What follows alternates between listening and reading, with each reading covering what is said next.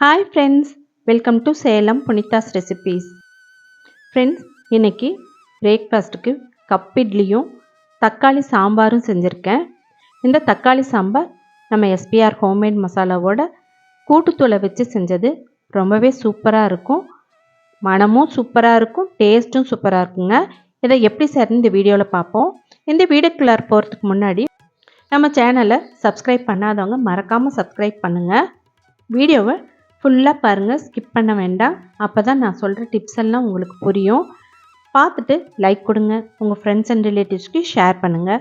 இப்போ எப்படி செய்கிறதுன்னு இந்த வீடியோக்குள்ளார போய் பார்ப்போம். வாங்க வீடியோக்குள்ளார போகலாம். ஃப்ரெண்ட்ஸ், இந்த தக்காளி எதுக்குன்னு பார்க்குறீங்களா? நம்ம எஸ்பிஆர் ஹோம்மேட் மசாலாவோட கூட்டுத்தூளை வச்சு இன்றைக்கி தக்காளி சாம்பார் செய்ய போகிறேன். இது வந்து இட்லி, தோசை, பணியாரம் இது எல்லாத்துக்குமே ரொம்பவே நல்லாயிருக்கும். எப்படி செய்கிறதுன்னு பார்க்கலாம் வாங்க. தக்காளியை வேக வச்சு எடுத்துகிட்டு வந்துடலாம். இப்போ பாருங்கள், வெந்துருச்சு. ஆறுனதும் நம்ம கரைச்சி எடுத்துகிட்டு வந்துடலாம். இப்போது கையை வச்சு நல்லா பிசைஞ்சிக்கலாம். பிசைஞ்சிட்டு இந்த தோலெல்லாம் எடுத்துடலாங்க. பாருங்கள், இந்த மாதிரி பிசைஞ்சிட்டு இந்த தோலெல்லாம் இப்படி எடுத்துடலாம் வடிகட்டி. இப்போது இது கூட கூட்டுத்தூள் மசாலா 1.5 டீஸ்பூன் அளவுக்கு சேர்த்துக்கிறேன். 3 தக்காளி அப்படிங்கிறதுனால 1.5 டீஸ்பூன். பொட்டுக்கடலைத்தூள் 2 டேபிள் ஸ்பூன் அளவுக்கு சேர்த்துக்கிறேன்.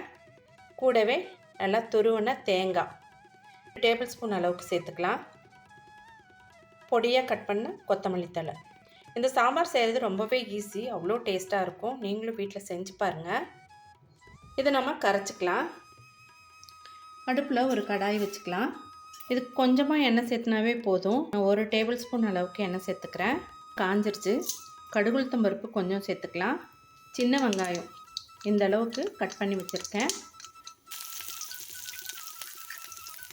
கருவேப்பிலை கொஞ்சம் சேர்த்துக்கலாம். கூடவே கொஞ்சமாக தாளிப்பு வடகம் கொஞ்சமாக இருந்தாலும் அதனோட வாசனையும் டேஸ்ட்டும் தனி தாங்க. வெங்காயம் வதங்கிருச்சு. இப்போ நம்ம கரைச்ச தக்காளி விழுதை சேர்த்துக்கலாம். இது கூட நம்ம கொஞ்சம் தாராளமாக தண்ணி சேர்த்துக்கலாம். ஏன்னா பொட்டுக்கடலைங்கிறதுனால சட்டுன்னு கெட்டியாயிரும். பாருங்கள், எப்படி நல்லா தண்ணியாக இருக்கட்டும்.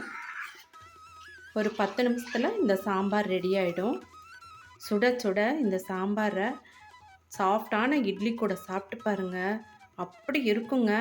நமக்கு வந்து நான்வெஜ் குழம்புலாம் கூட தோற்று போயிடும் இந்த சாம்பாருக்கு முன்னாடி. சாம்பார் பாருங்கள் ரெடி ஆகிடுச்சு. ஸ்டவ் ஆஃப் பண்ணிக்கலாம். பாருங்கள், சாம்பார் சூப்பராக ரெடி ஆகிடுச்சு. சாம்பார் ரெடி, பஞ்சு மாதிரி இட்லி ரெடி. பிளேட்டில் சர்வ் பண்ணிக்கலாம்.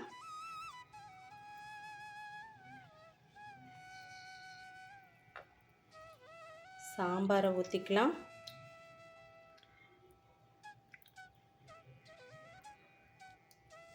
சாம்பாருக்கு நெய் கொஞ்சம் சேர்த்துக்கலாங்க. சூப்பராக இருக்குங்க, டேஸ்ட்டாக நல்லாயிருக்கும். குழந்தைங்களுக்குலாம் கொடுத்தா அவ்வளோ அருமையாக சாப்பிடுவாங்க நெய் சேர்த்து கொடுக்குறப்ப. சாம்பார் ரொம்பவே சூப்பராக இருக்கும். நீங்கள் வீட்டில் ட்ரை பண்ணி பார்த்துட்டு எப்படி இருக்குன்னு கமெண்ட் பாக்ஸில் சொல்லுங்கள். இந்த மாதிரி நிறைய இன்ட்ரெஸ்டிங்கான வீடியோஸ்லாம் அப்லோட் பண்ணிகிட்டே இருப்பேன். இதே மாதிரி ஒரு இன்ட்ரெஸ்டிங்கான வீடியோவில் மீட் பண்ணலாம். தேங்க்யூ ஃபார் வாட்சிங்.